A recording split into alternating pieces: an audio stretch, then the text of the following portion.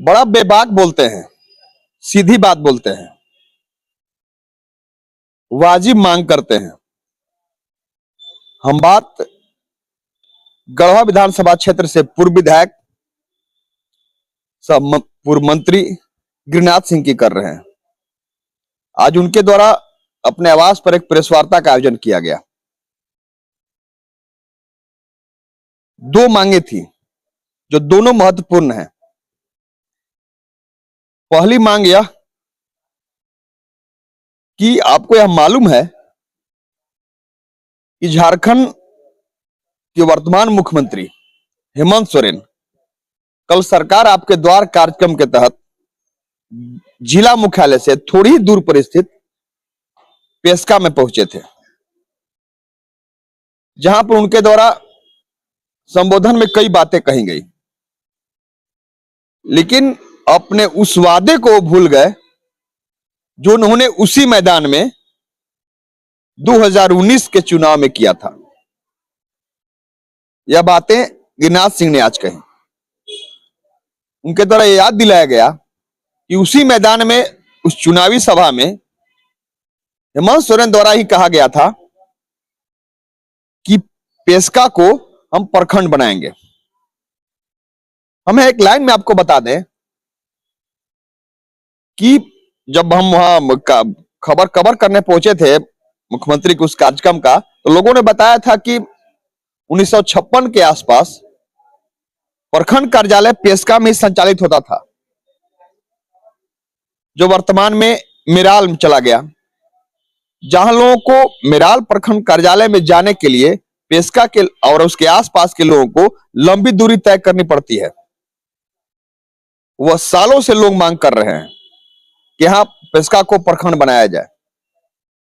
अपने चुनावी सभा में उस वक्त हेमंत सोरेन द्वारा वादा भी किया गया था कि अगर हमारी सरकार बनी तो हम पेस्का को प्रखंड बनाएंगे। गिरिनाथ सिंह ने सीधे तौर पर कहा कि कल उन्होंने जो सभा हुई थी, जो कार्यक्रम कल हुआ था, उस कार्यक्रम में जो संबोधन किया गया सीएम द्वारा, उनके सभी बातों को लाइव सुना था उन्होंने।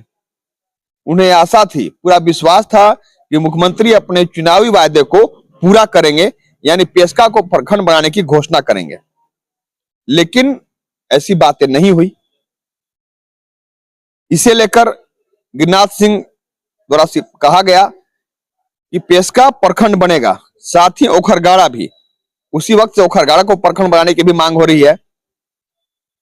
इन दोनों को प्रखंड बनाने के लिए उनके द्वारा पेस्का प्रखंड बनाओ संघर्ष समिति और ओखरगाड़ा प्रखंड बनाओ संघर्ष समिति का गठन किया जा रहा है, और संघर्ष समिति लगातार संघर्ष करेगी और तब तक संघर्ष करेगी जब तक इन दोनों को प्रखंड का दर्जा नहीं मिल जाएगा।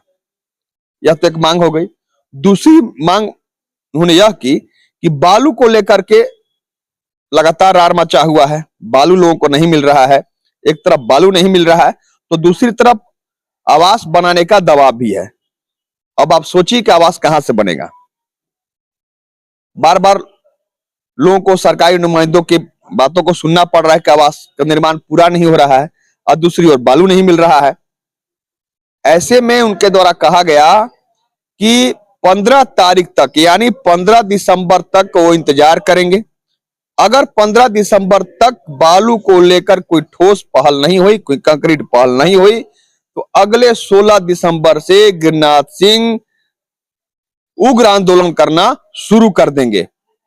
गढ़वा में चक्का जाम होगा और आंदोलन की धार तेज होगी।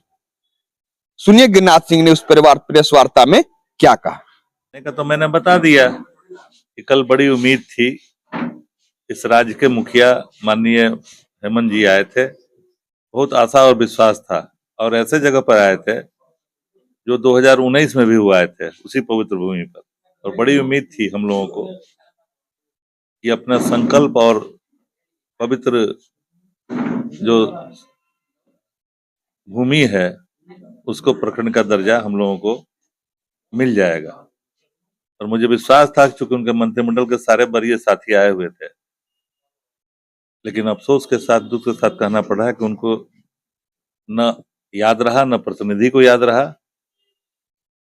जबकि जनता का आवेदन भी उनको जनता ने दिया था, लेकिन उन सारी चीजों को नजरअंदाज करके सिर्फ खाना पूर्ति करके उनकी वापसी हो गई। यह बहुत दुखद है।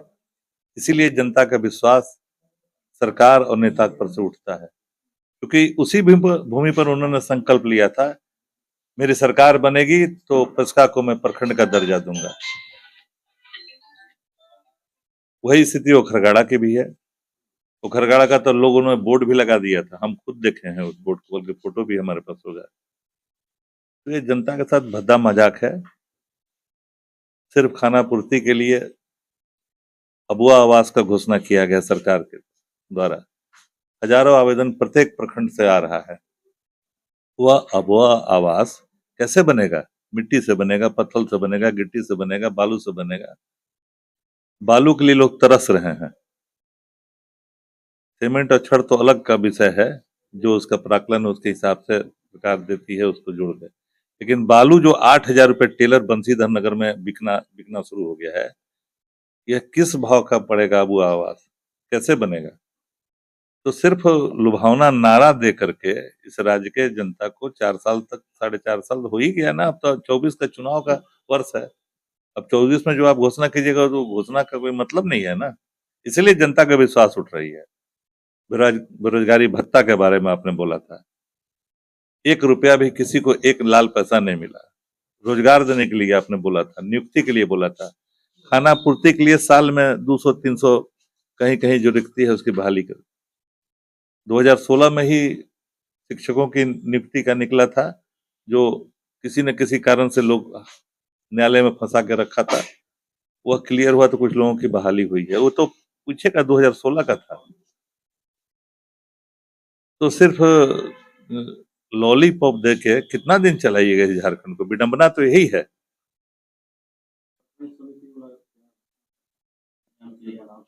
हम लोगों ने निर्णय लिया है जनता के मांग पर